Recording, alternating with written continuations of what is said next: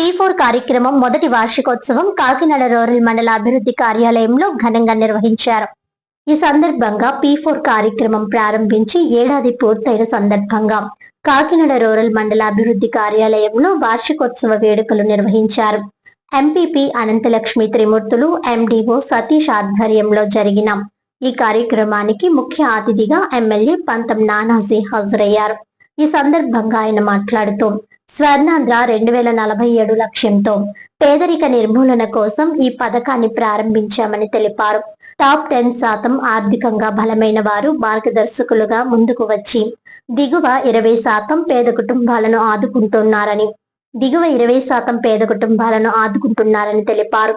నియోజకవర్గంలో 12,348 కుటుంబాలను గుర్తించి 2,788 మంది మార్గదర్శకులు నమోదు కాగా ఇప్పటికే 7,518 కుటుంబాలకు సహాయం అందుతున్నట్లు తెలిపారు.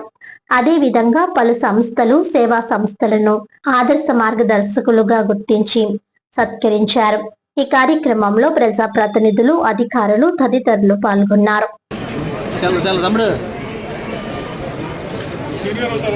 ఫ్రంట్ కూడా బ్యాక్ కాదు సరే